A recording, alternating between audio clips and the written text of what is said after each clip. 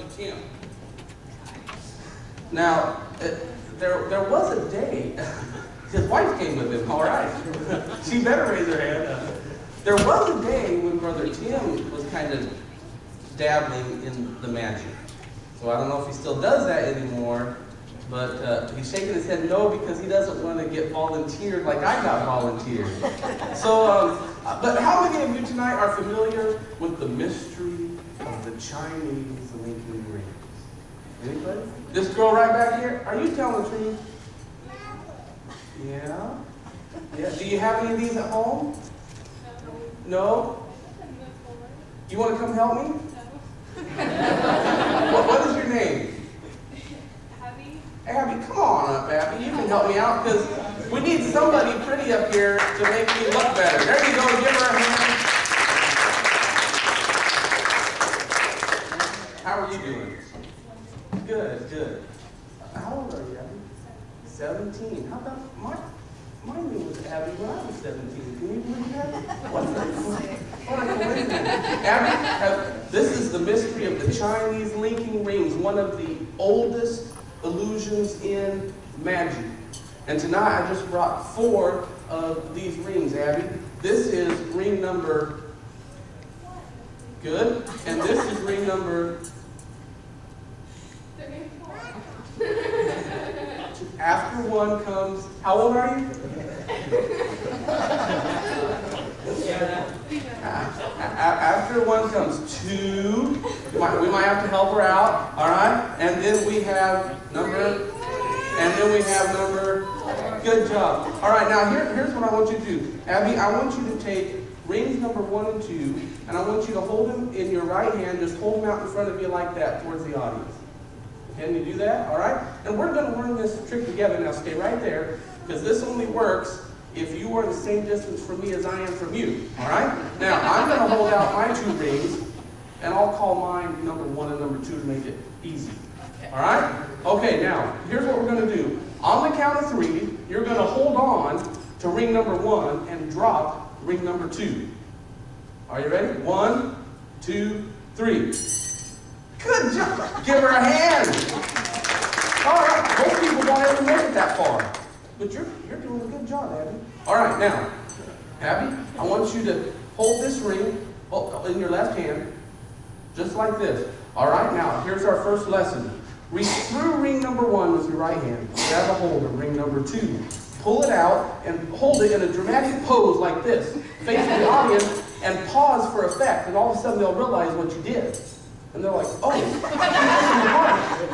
and then you just put your hand back together and bring them right back together like that. Good job. Perfect. Give her a hand. Demonstrate that the rings are solid. You hold ring number 1 in your left hand up like this. You grab ring number 2 and you give it a spin so that they can see that it's solid. Then you grab ring number 2 with your right hand and switch and grab the top ring, ring number 1, with your left hand and spin to show that it's solid. I'm sorry, are we going too fast for you? All right, hold ring number 1 in your right hand. Take ring number 2 with your left hand and pull it up onto your shoulder like that. And then what you're going to do is you look at the audience, you pause, so they can see what you did, and then you take that ring and you put it right back on to ring number 1, and then you wait for the applause.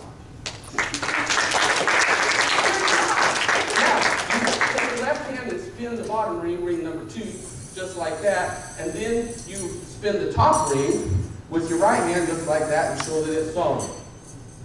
There you go. Perfect. Now, to take the rings apart, all you have to do is kind of keep them loose and let them swing together like this, and then when they get close to coming apart, what we'll do is blow on them. Okay? So, here we go. All you do is swing them like this. Are you ready? When they get close together, you blow. Like that. And they come right apart. Now we're ready for the big finish. You hold ring number 2 in your left hand, and you take ring number 1 in your right hand, and you throw it up in the air just like that, and catch it, and give it a dramatic ching. Good job! Give her a hand.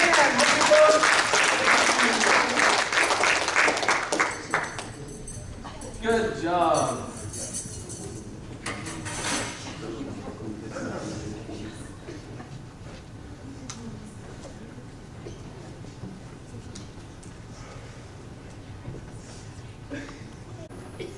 And so, this is not an urn. It's not a spittoon. All right? This is my flower vase. Now, this reminded me of the story in the Old Testament of the time when there was a drought for 3.5 years. No rain. God said it's not going to rain. And it didn't rain for 3.5 years. And there was a horrible drought. And there was a prophet of God named Elijah whom God sent to the home of a widow. And you may remember the story that Elijah goes into the town and he sees a widow lady out there picking up sticks. And so Elijah, the prophet of God, goes to the widow lady and says, "Would you please fix me a little cake to eat?" And the widow lady said, "I can't do that, because my son and I, we don't have any food. All I've got is enough meal and enough oil in a little cruse to fix a little cake for my son and I. I'm going to gather these sticks, make a little fire, cook this little cake, and then my son and I are just going to die, because we don't have anything else. It's been a long drought. There's no food." And Elijah said, "Okay, but first, fix me something to eat." So the widow lady, I'm sure somewhat reluctantly, but trusting that the man of God knew what he was talking about, the widow lady took the last of her oil and used it to make the cake for the prophet of God. And so she made a cake for the prophet of God, and it's like, the oil's all gone now. I mean, this is it. But then, you remember what Elijah told the lady? He told her that God was going to meet her need. And that God was going to supply whatever she needed. The Bible tells us that God will meet our needs. It's just that sometimes we think what is a need is not really a need, right? I mean, if we have food and shelter, we should be thankful for that. There's a lot of people in the world that don't even have that. So, yeah, I hope God will meet my need, like I need a new car and a new house and a new boat, etc., etc.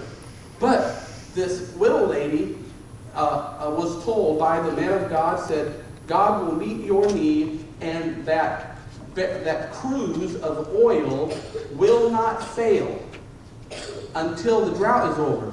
So the next morning, she goes in and she's got to fix something to eat, and sure enough, there's more oil.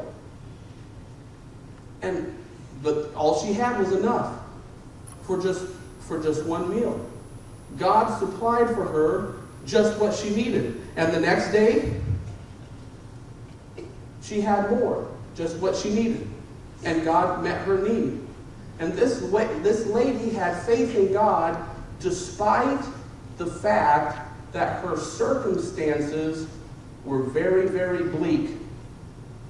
You ever feel like your circumstances are such that there's no way God can do anything in your life? You don't understand my home. You don't understand my parents. Or you don't understand that I don't have any parents. You don't understand my situation. And I probably don't understand your situation. But I understand that God can meet your need one day at a time. Just like the widow lady, each day she only had what she needed. God gave her, day by day, exactly what she needed. And so the next day would come, and there'd be a little bit there for her and her son. And the next day would come, and there'd be a little bit there for her and her son. And you and I, if we'll trust in God, put our faith in God that He can meet our need, He'll supply our need. Doesn't matter whether it looks like the circumstances are horrible or that our situation is horrible. God meets our need not out of our abundance. It wasn't that she had to have a full cruse of oil every day. All she had to have was a little bit every day. That's all she needed. and God would meet her need. And God can supply your need every day. A little bit. He'll give you just exactly what you need. So remember, when you think about the vase of water that never runs dry, that when you have a need as an individual, and you're home by yourself, not with your friends, because, when you're hanging out with your friends, you want to act cool, like you've got everything under control. But when you're home alone and you really have a need, then put your faith in the Lord Jesus Christ, and He'll meet that need. And you think, well, I don't know, that's not a lot. No, but God will give you each day just a little bit. Just a little bit of whatever you need. But have faith in the Lord, not in your circumstances, not faith in the abundance of what you have, because it's not about you and I. It's not about what we have. It's about God's resources. And God's resources are unlimited. They just keep going and going and going. This lady had run out of food. She was even trying to find 2 sticks to make a fire. I mean, I can't hardly make a fire with a whole barbecue pit, But 2 sticks to make a fire. But God just keeps meeting her need, little bit and a little bit at a time. All right, Brother Anthony, could you help me out in the sound booth, please? Club. And this being the first week of the month, I got my new trick in the mail. And so it was like, oh good, I can use it. Well, thankfully, it came with instructions. Because, magic, we know it's just an illusion, right? And so you have to practice it. Anybody can do it. You just have to practice. I thought, great. I don't really have a chance to practice this, but it came with audio instructions. So you and I are going to learn together tonight how to do this trick. And then we'll meet. All right? Okay, Mr. Anthony.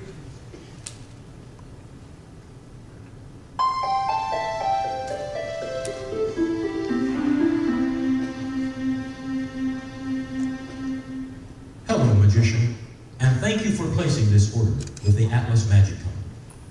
We hope you enjoy your mail-order magic trick lesson. This lesson is called The Mystery of the Vanishing Bandana. For this trick, you will need to get 2 props. One is a square of darkly colored fabric, and the other is a yellow bandana. First, pick up the bandana. Now fold the bandana in half. That's right, fold it in half.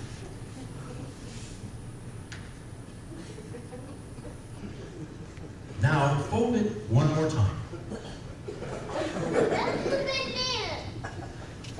Take the folded bandana and hide it in your left hand with the palm facing down. Remember to keep your hand in a natural position. You have just learned palming. That's what this move is called. Now we are ready to begin. Open up the folded bandana and show the audience it's just a regular bandana by waving it up and down. If someone in the audience does not believe it is a real bandana, allow them to wipe their face on it. I don't believe it.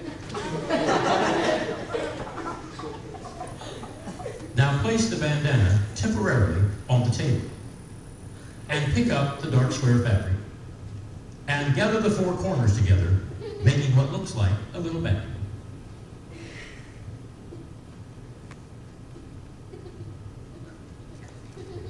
Using your left hand, now pick up the bandana from the table and fold it along the creases you made earlier.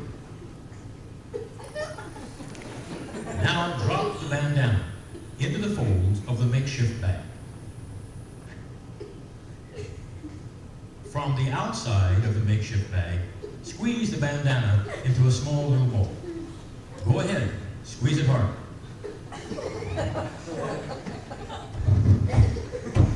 What the audience did not see is that you never really put the bandana in the fabric at all. You really kept it hidden in your left hand. Remember palming? Again, remember to keep your left hand held naturally. Now make a magical gesture. and feel your grand finale. Open the fabric, showing the bandana has vanished, and receive your well-deserved applause.